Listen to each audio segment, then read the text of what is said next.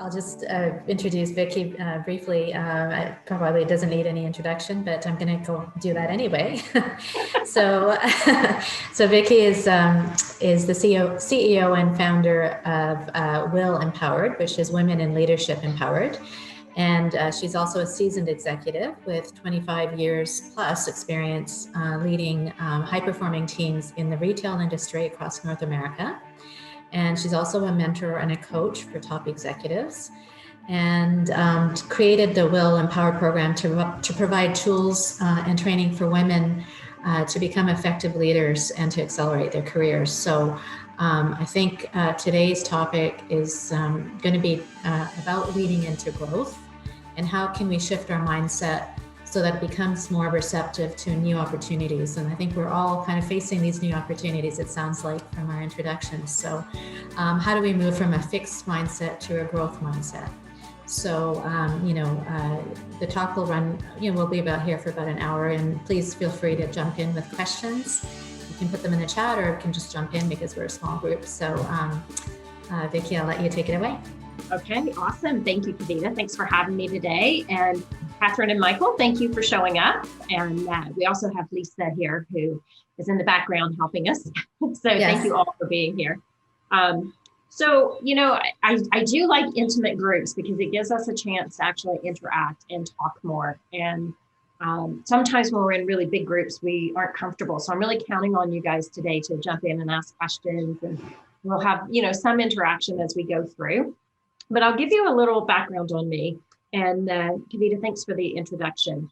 Welcome. So, people have asked me in the past, and this is why this particular topic is so important to me. They've asked, Vicki, have you always had this strong mindset, very solid? And when somebody asked me that, I actually stepped back and I was like, have I always been very strong-minded? And I have actually, until about 14 years ago. And I was always very determined, very fixed, knew where I was going, knew what I was doing. And 14 years ago, I sort of hit this, wall where my entire reality changed. I got very sick. And what happened was at one time in my life, all at the same time, my husband walked out on me. I had 2 small children under the age of 5. And I developed this debilitating autoimmune disease. And, this reality of, oh my God, everything I've done and have, spent my entire career doing has changed. And at that time, I was actually the president of the Bombay Furniture Company and had been there for about 9 years and loved what I did, absolutely loved what I did. So when I hit this wall and I got really sick, what happened was at first I felt sorry for myself and I kind of went into this hole, and it was, you have a choice. You have a choice to become a victim of what's happened to you, or you can start to look at this as, what changes do I need to make? And how do I shift what I've always known into something else? And at first it was tough. It was a really tough pill to swallow. And then fortunately, I chose the ladder of growth and opportunity. And I looked at this as a gift, because what happened when I got sick and all these other, pieces of my life happened, it actually changed everything. It forced me to start to look at, what am I doing in my life that's not working for me? And what do I want to do? And so that was really what spearheaded this initiative that I'm on now about advocating for women, really supporting others to be strong leaders in our world.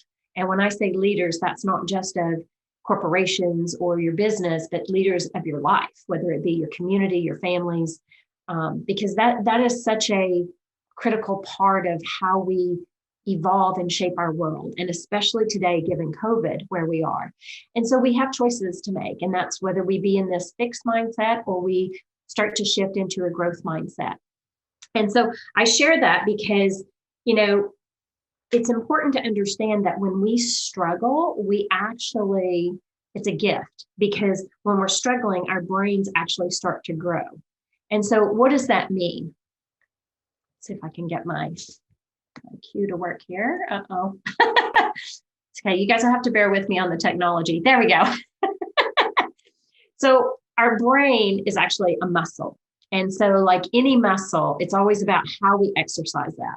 And we actually know that the neural connections that are taking place, they form and they deepen most when we actually make mistakes. So, when we're doing something that's difficult, it stretches us and it forces us to start thinking differently and to get out of the comfort zone, for lack of a better word.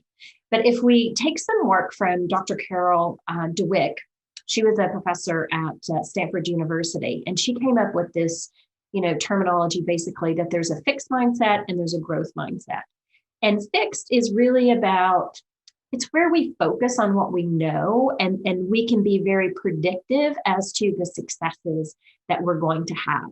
And what the problem with that is, when we get into this fixed mindset, that's when we limit our potential. We don't think about what other possibilities are. And so we get very focused. And you see this a lot in the corporate world, because even if you bring up ideas, people will say, oh yeah, we've done that and it didn't work.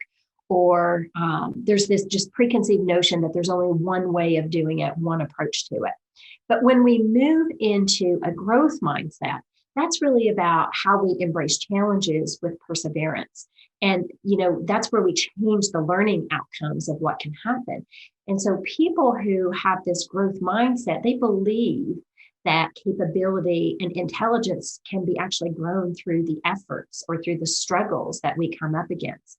And failure. Failure is, we spend most of our lives worrying about falling down or failing. And it's actually a gift for us if we can, start to think of it that way. And so one example, and I will talk about different examples as we go through this session this morning or afternoon. One great example is Thomas Edison, right? So it took him over 10,000 failures to actually create the light bulb. But along that way, he actually invented 1,100 more patents. And so when you think about failure, when you look at it from that perspective, it's like you almost want to have a few failures, because it does help us pick up our socks and go again and try to look for what are the other outcomes, what are the other possibilities. So what's important here is that mindset matters, and mindset can actually be taught. And so it's how we go about it, how we look at it. And it's important that we start at a really early age. So, Michael, in your instance, you have a newborn daughter who's 5 weeks old. As soon as she's able to start learning, which she is already, it's really driving that possibility home of how you keep that mindset of doing versus saying the no, or you can't do that, or you can't do this. It's keeping it very open. So a question for you is, why do you think we always worry so much about failure? Why are we so concerned with that in society? And you guys can turn your mutes off and just let's open it up to conversation. People are self-conscious. People are worried about others' opinions of their successes, failures, and the like. Yeah, absolutely. Anybody else? I think we're also afraid of our internally, like, you're, like you said, if you have a fixed mindset, you're comfortable in what you're doing, and any thought of moving into a different level is going to scare us, and so we're worried about what's going to happen, and so we're scared internally and externally, I think. Yeah, absolutely. Mm-hmm. Absolutely. And from a very young age, we're conditioned to actually play it safe, right? And what happens, unfortunately, is sometimes we start to believe that we're not enough, or we're there, it's that stories that we start creating in our minds that hold us back and keep us from doing something. So what do you think some of those biggest hurdles with mindset for you personally? Like, what are some of the things you encounter with your mindset? Letting go of bad habits, bad thought habits and patterns. Okay, very good. Yeah. I'm very tough on myself, so I have the tendency to amplify a situation, amplify the impact of a situation, and I'm a bit of a perfectionist, so that always looking at the opportunity cost. Okay. And so those are great examples, absolutely. And so what happens, so there's two things that came to my mind as you were saying that. And a lot of the research that I've done, it really comes down to those belief systems, right? So because we limit our thoughts and we create stories in our minds. So as an example, Michael, if I just take what you shared, one of the things that I do in my communications teaching and under conversational intelligence is something I call climbing the ladder of conclusion, right? So naturally, as human beings, we create movies in our minds. And those movies have predictive outcomes and not predictive outcomes, I shouldn't say that. They have outcomes that scare us into not doing things, right? Because we tend to view the worst case possible.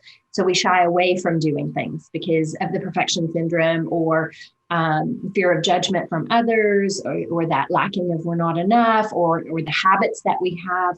Those things prevent us. And so, some other things is sometimes it dampers our confidence level. And so we lack confidence to go after what it is we want. And because we become so tied to that outcome, it actually does limit our potential. So, I'll give you an example. When I was working for Bombay, when I joined that company, I did a lot of research before I became president there. And I was just astonished at how low the volume was. And so when I took over the business, we were doing about 40 million. And of course, I was a little bit arrogant back in those days. And I went in and said, 40 million, this company should be doing at least 100 million. What's wrong? And so anyway, I sort of put my, foot in my mouth and got myself in a little bit of a, pressure cooker of them wanting me to get the business up to 100 million, which was fine. And so what I did, and I did do it. And what happened was I took the business from 40 million to 100 million with less stores, by the way. And we had no internet presence back then. So we were a catalog business, we were bricks and mortar, and I reduced the store count, but I increased the volume. And so how I did that was I had to have a full culture shift because when I took over, if I visited stores, I would see store managers in the stock room doing stock. And I'm like, hang on a second, why am I paying you all this money to be in the stock room? Like you need to be out on your sales floor, talking to customers, influencing what's happening, making sure our teams are selling. And so we went through this whole transition of being very task focused to very customer centric. And I'm a road warrior. I spent a ton of time in stores and my whole focus was talking to customers. And I would challenge the teams that if I get to the customer before you do, we have a problem because that's not my role. My role is not to be in here selling for you. That is your role. But I want to support you and find out what prevents us from doing it. And so there was this whole fixed mindset that our jobs is to get the stock put away as soon as it comes in. And you have to think logistically, because if any of you shopped Bombay back in a mall or back in the older days, they were very small square footage with very large product. Mm-hmm. And so you're trying to fit all this product into a small space.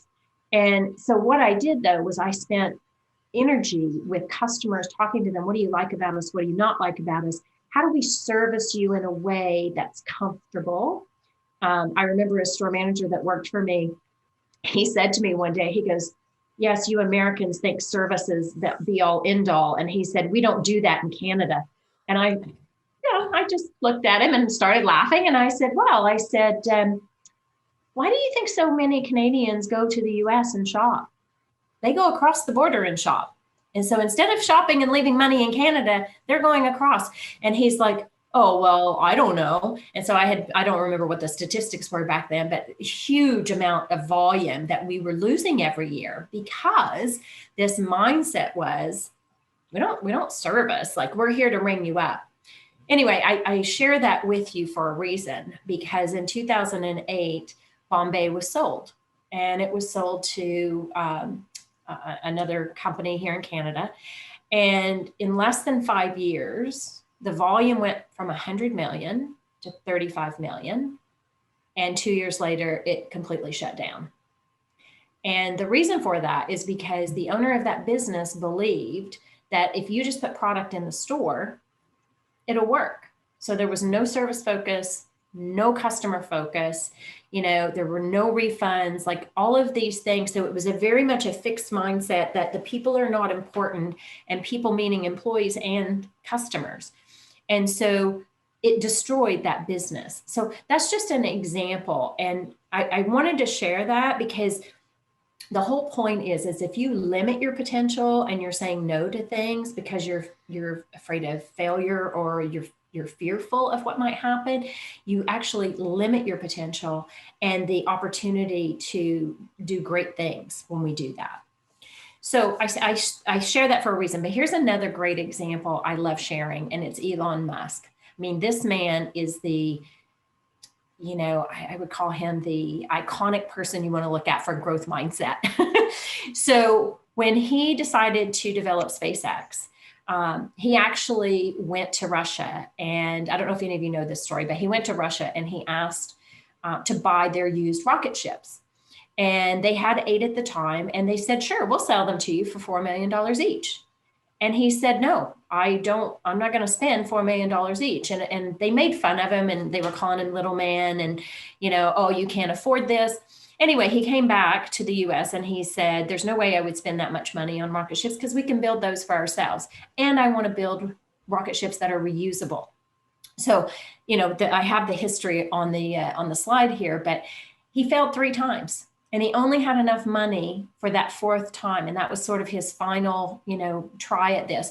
But he was successful, and he achieved orbit in 2008. Even people were saying to him, if NASA can't do this, how on earth could you? And NASA actually awarded him the SpaceX for $1.6 billion, that contract to handle all their cargo transport. And then in 2011, he actually announced the reusable launch system program. And so he went through, several attempts and failed, but then eventually he did succeed in 2015 in that first stage. And then in 2017, he relaunched a used rocket ship and was able to achieve a perfect landing where he designated it to go in the ocean, which NASA had never been able to do. And then in 2020, which just happened in June, the Starship becomes the biggest priority for SpaceX. And that was their first human launch. So when you think about that, everybody's telling him, no, there's no way he can do this, even his people. But he was so determined, and he kept looking for the possibility. And sure, he failed, and he spent lots of money doing that. But eventually he made that happen. The other one, and I read this not too long ago about him. He was driving in traffic from LA to San Francisco, and that's how the Boring Company was invented. And so I don't know if any of you know about the Boring Company, but he's building these tunnels that are for high-speed trains that will actually get him out of traffic was the initiative. So it's like, how do I have a problem. I'm sitting in traffic and I'm thinking, boy, I wish you would come to Toronto and do that Paladin, because I hate sitting in traffic. But you think about the brain capacity, because he had a problem and he looked at, and yes, he has lots of money, but it's how do you shift that perspective of thinking there's nothing I can do about it? So this is a big example, and I know that it is. And some people might think, well, Vicki, that's totally out of reach. How could I ever do that? But what if it is possible? What if you could do things like this by shifting how you think? And so what I invite you with is, it's easy to get caught up in what we know. And it's easy to think about, we think what's right. It might be the right approach, or we get fixed on this is the only way to do something. And we do that because it's comfortable, it's safe, it makes it easier on us, we think. And so we tend to stay in this type of mindset. But when you can shift into a growth mindset, that's always about seeing those challenges as actual opportunities. And, our brain does prefer to do what's predictable. And Catherine, you said this a minute ago, it's those habits, right? So you kind of stick to those because that makes you, it makes you feel safe, or it's easier because you already have established that pattern. But 3 things that you can do to ensure you have a growth mindset is always learn. So always looking for ways to learn. Even showing up here today is, you're expressing a growth mindset because you're looking for how do I get out of my normal thinking and start to change the way I approach things. always improve. Don't have to necessarily be a perfectionist, Michael, but it is always looking for improvement, right? So, if you do something and it's at 80% and it's successful, that's great. And then you can worry about, how do I tweak that to make it even better or bigger? And that's where a lot of co-creation and collaboration comes in. And then how do you inspire others? So it really is about being able to start to see those threads or those subtleties. And so one thing I like to do is I like this game changer. I call it the what if game changer. So every time you share something that might have a negative connotation to it, or a thought that might be limiting you, I'd like to challenge you to reframe that into a positive possibility. Okay. And, I'm not going to deny, yes, there's fear involved. There's embarrassment sometimes because we worry about that. We might feel not enough, and all that stuff is normal, but it's what you do with those fears, because those fears can actually propel you. So an example, this is one way, and I'm going to get you guys to reframe it. But, what if I took today as a situation? All right. Kavita asked me to come and speak to her community. So I'm doing that. What if I didn't do that and I didn't do the talk, or I was afraid that I would forget what I was going to say, or maybe I'm embarrassed because you guys don't think it's a good enough conversation, and that would have never happened, right? But what I do to fuel myself is reframe that into positive possibility. So what if I come and have this conversation today and you pick up 2 things that drastically change your life, or 2 things that might have an impact on you that you share then with somebody else. And so it becomes a ripple effect. And so by not doing it, I would never know, right? So for me, it's when I use the what if game changer, I make it fun and go, okay, well, what if I don't do that? I was on a call yesterday with this woman, and she told me she got up and she didn't normally speak in front of people, and she was asked to be like a stagehand. And so she did it one year. And then the next year, the guy who was organizing everything said, oh, I'd like you to actually be one of the speakers. And she was like, why? Who wants to hear me talk? And he's like, you travel the world. You're a global mentor to, people from all different countries. Like, you have lots to share. You're an adventurer, a philanthropist. So she said, I was terrified at first. And she said, because it was live streamed to over 10 million people. And she said, all I could think about was, oh my God, like there's 10 million people. And she said, what if I don't remember what I'm going to say or what's going to happen? And she said, and then I finally looked at it and thought, I don't have to think about those 10 million people. I only have to think about him, because it's just he and I having this conversation on stage. And so she said, I took fear and I turned it into fun. And so maybe you guys can take a minute and just share with me, what are some things you recognize in yourself where you tend to stay fixed?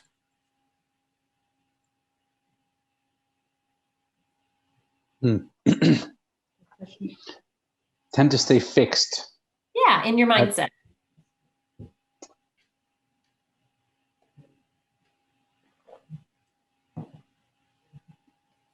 Right now, I think I'm a little fixed in the mindset around so-called ageism in the workforce, which Michael, I did a project for U of T, and when they talk about diversity and inclusion in corporations, they almost never have age as part of the inclusion package, which is fascinating. But I have a bit of a stuck mindset around my perception of ageism in the workforce moving forward. That's Catherine. Thank you for bringing that up. So a couple of things just popped in my head, because I do a lot of diversity talks, which that's how Michael and I met. And we will make sure that that is included in those conversations. So thank you for that. So what if I were to say to you, age comes with experience.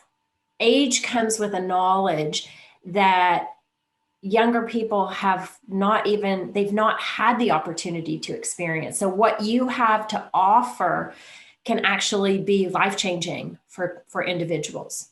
The things that you've experienced and the wisdom and knowledge that you can, invoke on others could actually be life-changing.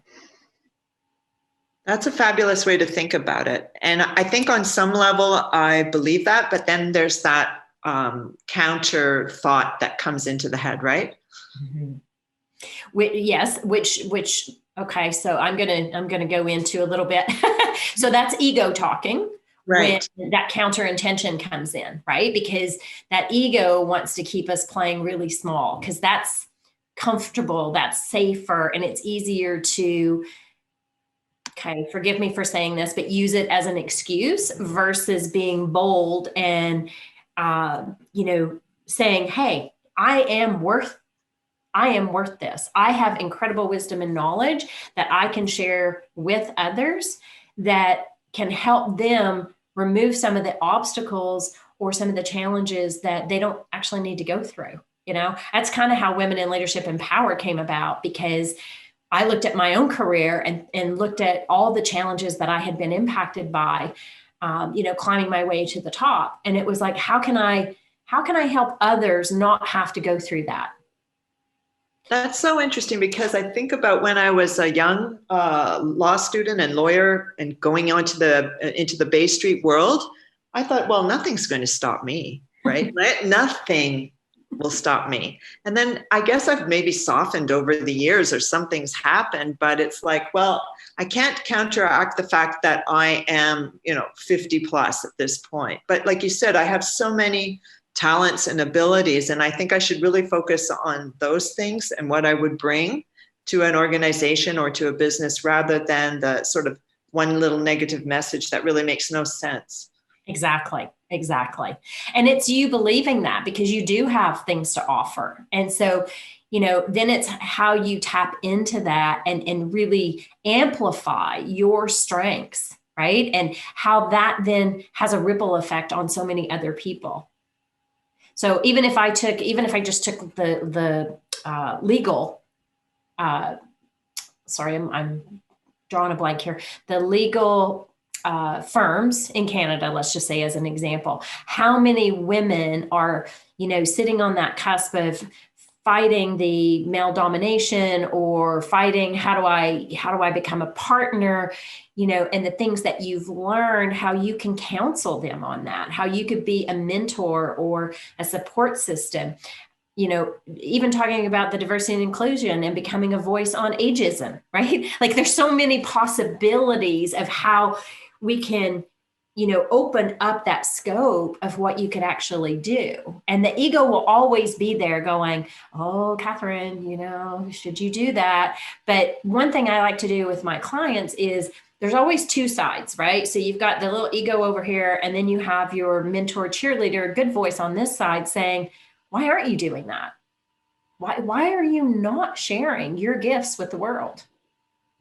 And so then it becomes which voice is stronger, right? And it's you going inside and being able to say, I want to hear this voice over here who's encouraging me, because yes, I still have a lot to do. And hey, I'm in my mid-50s and I've totally reinvented my life. And I did that because I knew there was more than me just being an executive in retail. And it's the same for Kavita. Like she had this amazing career in pharmaceutical. Michael, say all of us on this call today have started to make those shifts and having a bigger impact in the world.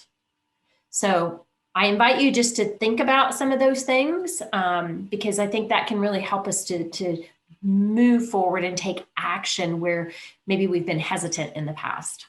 Thank you very much. That was very helpful. My pleasure. So Vicki, in terms of the fixed mindset, is it also, does it also relate to the roles you play within an organization? So, for example, I was in a role in the pharmaceutical world, and I felt that was my role. And although within it, I did amazing, but then you get into this mindset where I don't know if I can do another role or do something completely different. So does it have to do a lot with the roles that we play in our lives and our careers, or Yes, sometimes, because it's comfortable, right? When we know a role, let's use that as the example. When we know a role and we know it very well, then it's comfortable versus somebody, saying, hey, Kavita, I think you should look at this opportunity. And you go, do I really want to take that on? Because that means relearning, that means new teams, that means whatever it might mean to you, right? And so then you do this. And sometimes that might be okay, because you might say, I'm at a point in my life, I don't want to take on more. But it's recognizing why and knowing why you're either doing or not doing something. And, sometimes, and this is usually more related to women, but when it has to do with a career, we tend to have to tick off all the boxes, right? And if we don't tick off all those boxes, we tend to shy away. And so it's learning to be okay saying yes. And we're going to talk about that in a little bit, but saying yes to things, because you'll figure out the how, right? So it's having that courage to put your foot forward. And so I'll give you an example. I had a client. She was way up at Scotiabank and had done different roles within the organization. And she had got a new boss, and it was a guy. And he said to her, he had not even met her yet. And her first day meeting him, he said, just so you know, I'm going to fire you. And this is a woman who overachiever, had always excelled. And she's like, what? And she didn't even know how to respond to him. So she just left his office.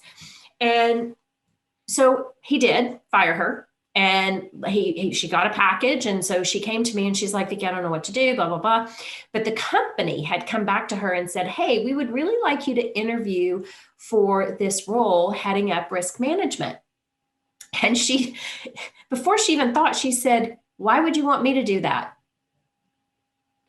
And so when she came to me, she said, they're asking me to interview for this role, but I told them I wasn't the right person. And I said, why are you not the right person? And she said, well, because I was doing this part of the job and they want somebody who's done this, this, and this. And I said, look, you have been the head of IT. You have been the head of marketing. You have been the head of, it was another department. I said, sounds like to me, you might be the best fit that they have, because you've done multiple roles within this organization and they're trying to figure out how to reduce risk. And she just kind of looked at me and she went, oh my gosh, you're right. I go, what did John say when they came to him? And it wasn't John, but I said, what did John say when they came and offered him to interview for the role? And she goes, oh, he jumped all over it. And I said, and what experience did he have? And she said, not a lot, actually. And I go, exactly. But he knew he would figure out the how, right? So sometimes when it's a role situation like that, Kavita, we limit ourselves because we're afraid we don't know all the answers. And that's the beautiful thing about a growth mindset. You don't have to know all the answers, because you're curious enough to ask questions to figure it out. And you're also smart enough to hire people around you who can help you to make that role successful. So hopefully that was helpful. Yes, thank you. Okay. But bottom line is, if we don't try, we're never going to know, right? So the thing that I like to ask my clients is the pain of staying the same more painful than the change? So I'll say that again. Is the pain of staying the same more painful than the change? Because that's when you will actually start to make changes.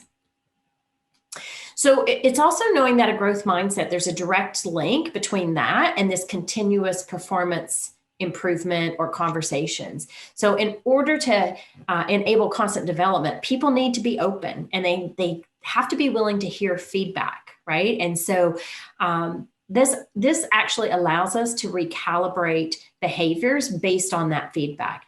So for you to grow, and I think about this because even in companies, when we start having performance reviews, people get nervous, right? When they're getting feedback, but you should want feedback, because it's how do you stretch beyond where you are today, if that's what you want. And not everybody wants that, but it's being open to it and asking questions as to those observations and how to improve.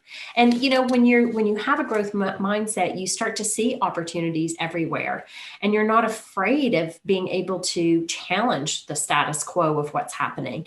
And we let go of old procedures. And we hear this a lot. And I remember when I joined Bombay, when I would say things, they're like, yeah, we don't do that here. We don't do that here. And I'm like, really? And they're like, no, we don't do that here. And I'm like, well, guess what? We're going to try that. And maybe when you tried it, it wasn't the right timing, or, maybe we need to flush it out. So what do you think went wrong? And how do we, so it's flipping it around so that you get people to open their minds up to discovery and trying to figure out how do you start to shift your mind? How do you start to shift performance? How do you shift behaviors? And this helps you to actually embrace that mindset. So I'll give you another example. When I was at Bombay, when 9/11 happened, and we all know like that was tragic for so many reasons. The company in the US came to me and they said, Vicki, you've got to cut 16 people out of your headcount in Canada. And I said, there's no way I can cut 16 people out of Canada. And they were like, well, you have to. And I'm like, that's a third of my workforce. Like, there's no way. So how much money do we need to cut in order, because it was money I needed to give to the US. So I said, how much money do we need to cut in order to do this? And so they gave me the number. And so I was like, okay, how do I do that? Because it's paramount that I don't lose people. I didn't want people to lose their jobs. And we're very much in that case right now with COVID. And so I started looking at the business and where I could impact in a way that didn't hurt us. And one thing that we did all the time was we had mail courier packs that went out to our stores for communication. And bottom line, I'll streamline it, but bottom line is I said to my team, let's find a different way to communicate. The stores are not opening those courier packs because when I'm traveling, I see stacks of them in the back room because they don't have time. They're trying to service customers. I've mandated that we're a customer-centric organization, so I don't want them in a stockroom reading. So how do we change this? So bottom line was we did. We used technology to our advantage because got to remember this was back in the early 2000s, but we used technology to our advantage. We started looking collectively at different ways to reduce cost so that no one lost their jobs, right? And it would have been really easy for me to say, okay, fine, I'll cut 16 people out of my head count.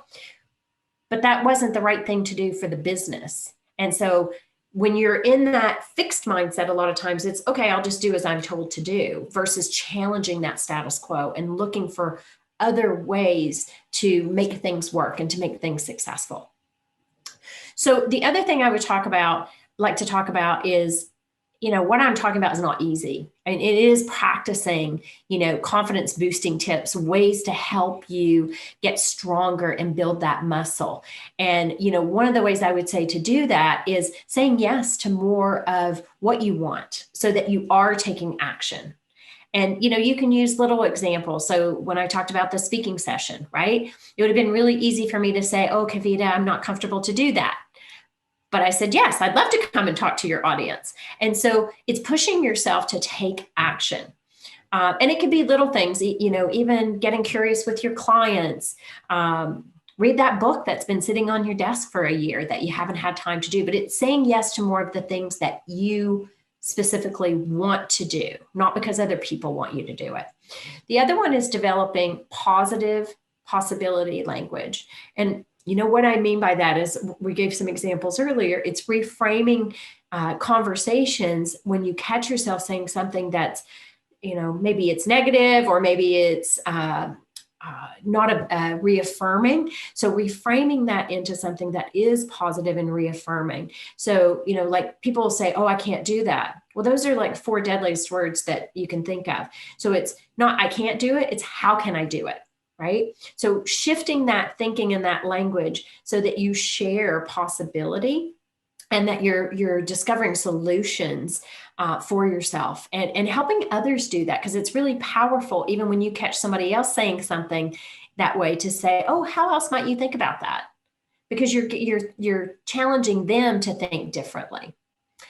And celebrating success. We don't do enough of this. And even the small things, like, sometimes we think it has to be this big life-altering moment, and then we can celebrate.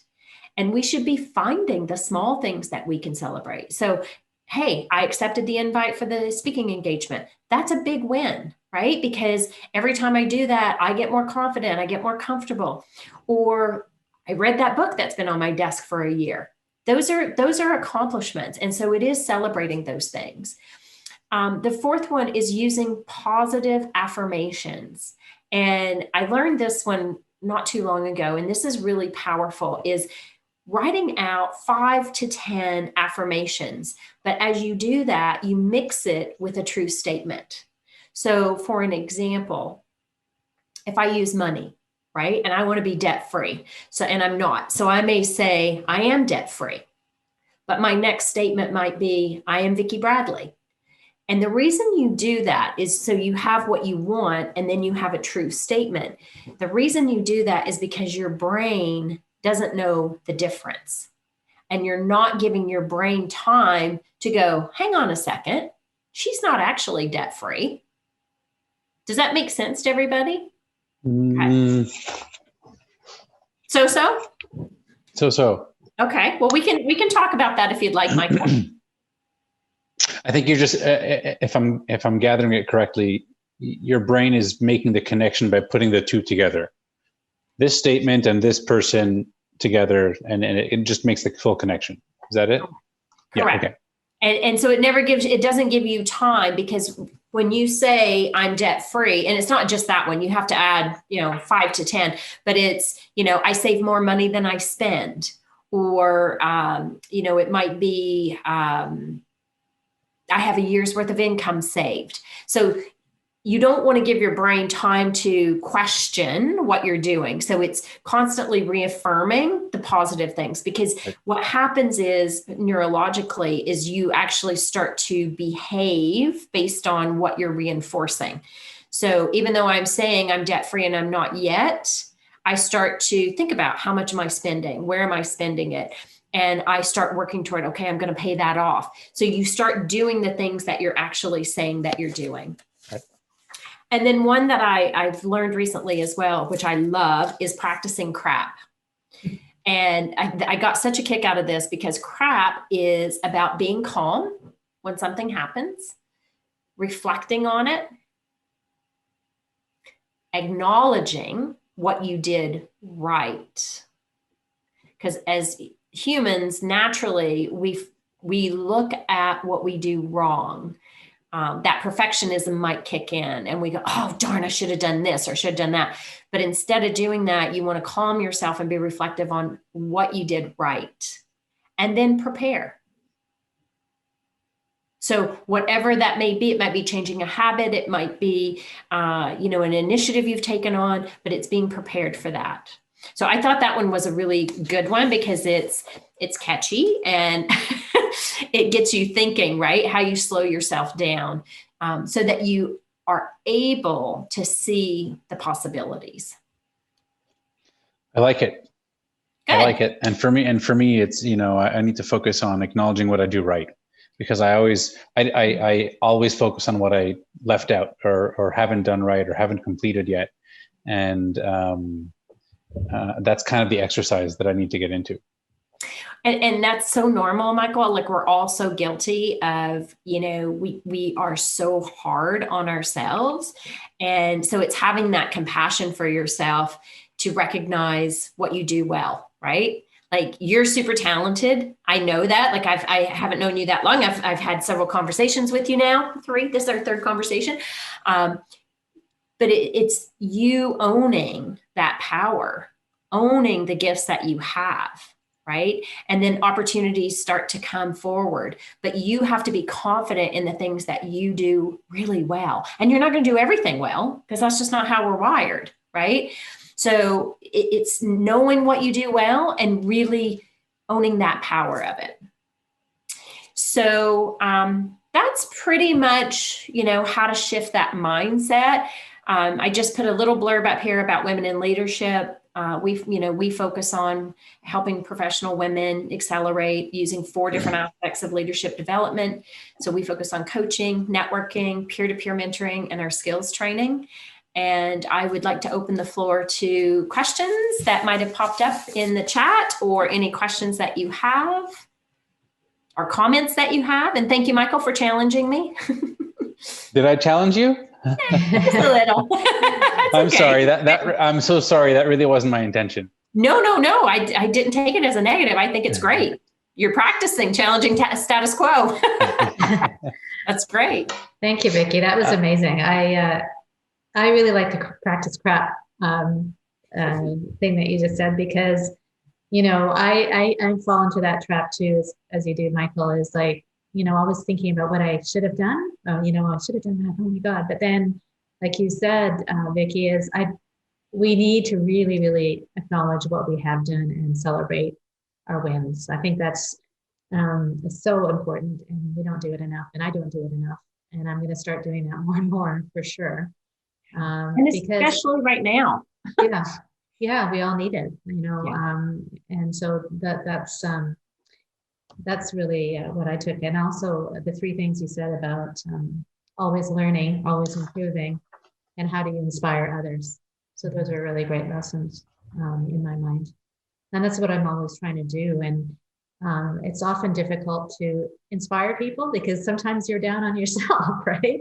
So these techniques that you've given help you internally to be more confident in yourself. And by being more confident in yourself, you can inspire other people. So that's just wonderful. Yeah. I have a couple questions. Sure. With COVID, have you found that any part of your messaging has had to adjust a little bit in terms of cultivating a growth mindset? And then my second question is sort of a sub question. I see that you talk about networking, and I wonder about networking when we're not actually able to go out and chat with people face to face and do the traditional ways that we used to network. Okay. Great question. So I'll start with the second one first, if that's okay. Is that okay, Catherine? Sure. Yes. Thank you. Okay.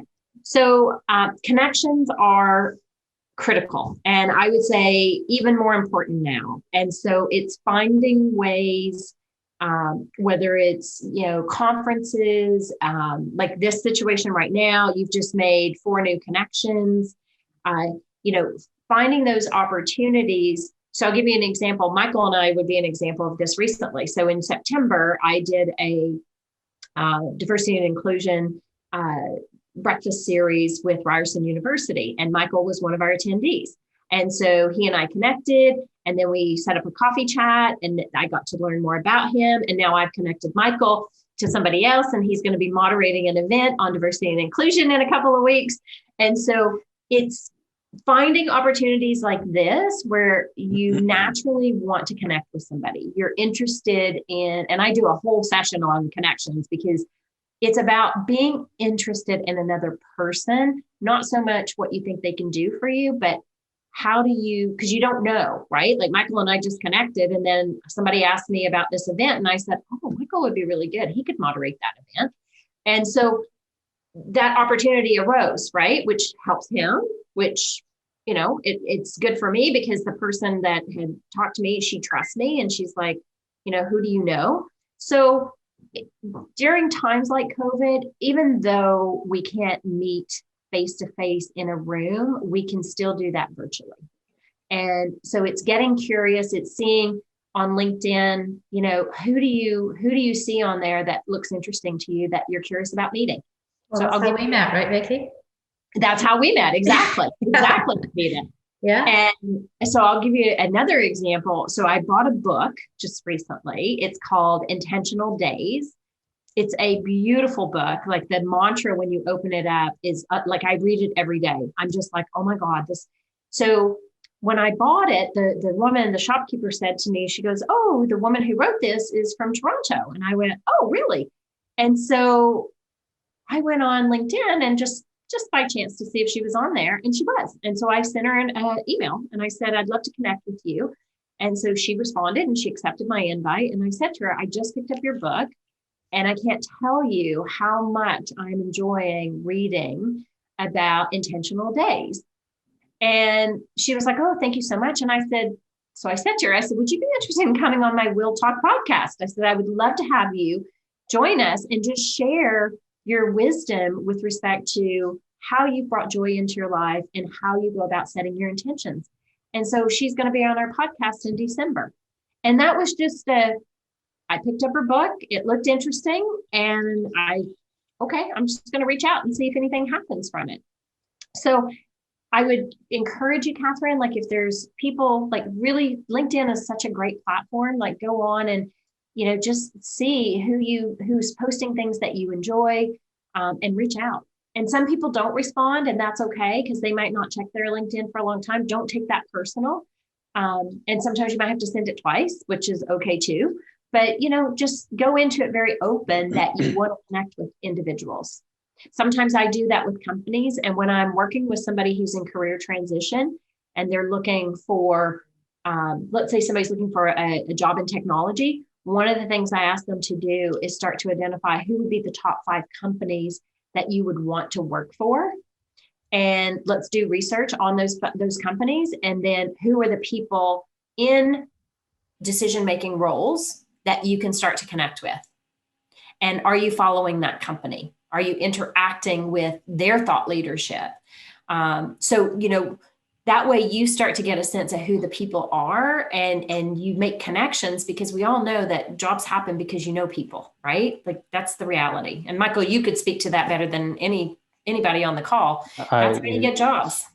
15 years in the industry, I would say that networking is a far more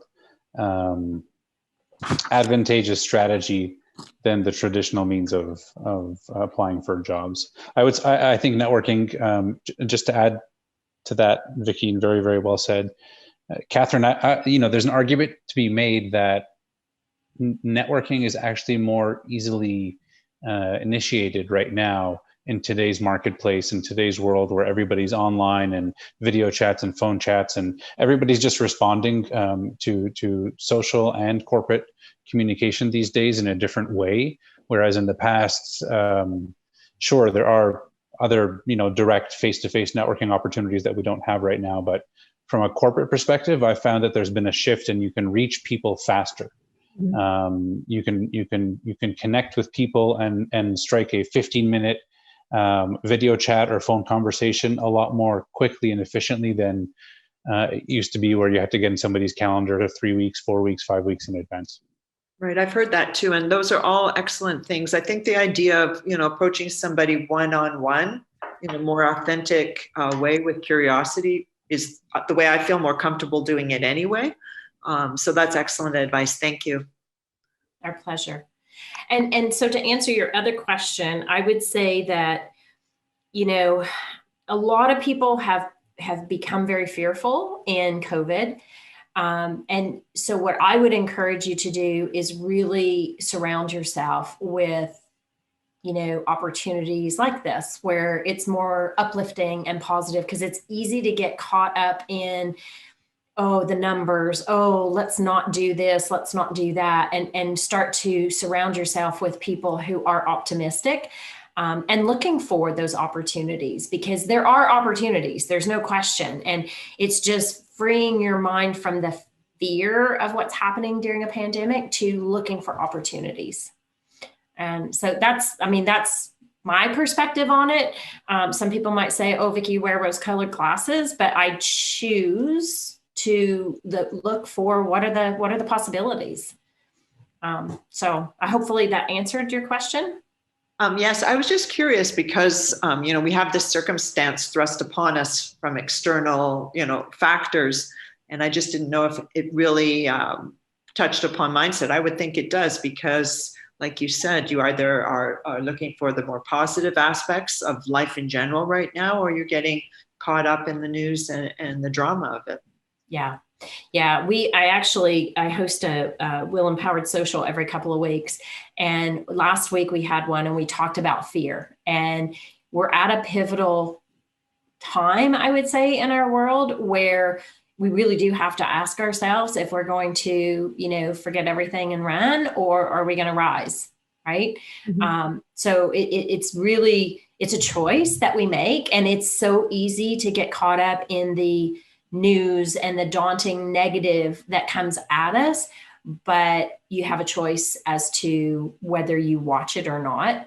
I don't watch it, and because I know that people will inform me of what's happening, and I choose that consciously because we are in such a pivotal time in our world, and we are evolving, and a lot of the things that are happening are not necessarily bad things, because it's forcing us to slow down and look at what's not working. And to me, that's a huge gift.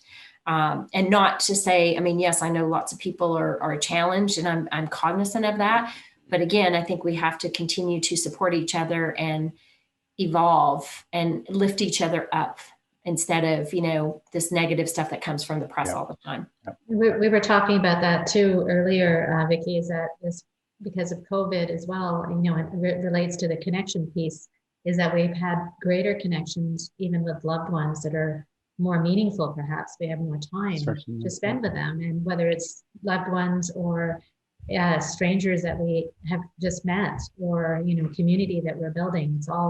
It's about how you who you seek out in terms of whether it's a positive message or get down the rabbit hole of being negative. So I choose positivity as well. So yeah. I find there's so much value to this conversation and to the message that you're sharing with us today, Vicki. We all have our own situational value that we're gaining out of it, but collectively, COVID is has really shaken the mindset for many people, and it's because we're falling into areas of life that have an uncertainty. Whether it's our job situation, whether it's our home situation, school situation, so on and so forth. And uncertainty brings a lot of anxiety and discomfort and challenges that mindset. And myself included. I've shifted from representing, large corporate companies and focusing on very well-respected services for large organizations into, I've taken the risk and taken the exciting opportunity to represent myself and start something myself and build something myself. And so that I'm taking the mindset of trying to, making this shift, entering a new discipline, a new kind of sector per se, or business. There's a lot of uncertainty. And I find when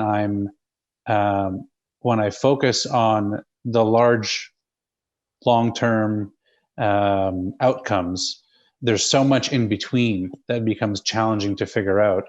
Where rather, if I'm able to break down smaller chunks and smaller, checkpoints per se, those shorter checkpoints limit the uncertainty.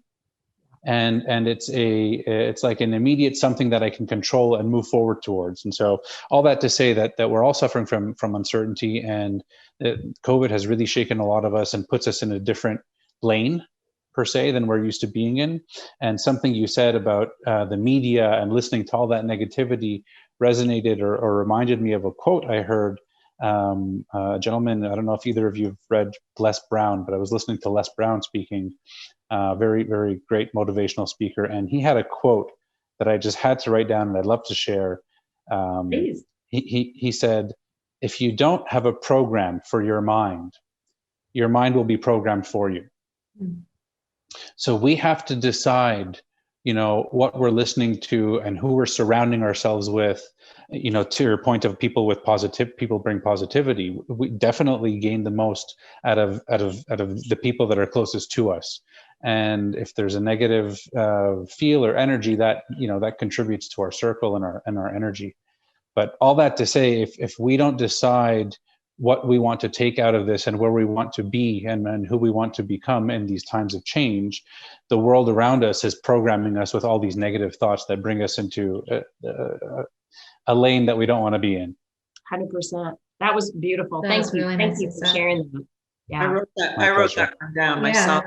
And right before I came on this call, I'm on a board of an arts organization, and I was just on a 2-hour call about, moving forward with our activities and so forth during COVID, which has been a challenge. But the whole idea is, we were talking on this previous meeting, was that COVID has actually given us a golden opportunity. And if we're not creative people that can not, think of a new way of doing something, then we're in the wrong group. So it's exactly the messaging that you've just been saying here. And I think also we were talking earlier, Vicki, is about finding the communities and finding the people that resonate with you, that you need, that can help, in whatever challenges or things that we're going through. There's groups out there, there's communities out there that we can reach out to. So What you're doing, Vicki, is amazing, empowering women, and I'm trying to do the same, with Power Purpose Play. And my whole intention is really for helping people move forward in life. That's really truly the intention. And these connections are so valuable for me. And I hope that sessions like this will help in some way or the other. And I know I've gotten a lot out of today's session, and I just your wisdom and your experience is just very well, really well appreciated. So thank you. Oh, thank you, Kavita. Thank you.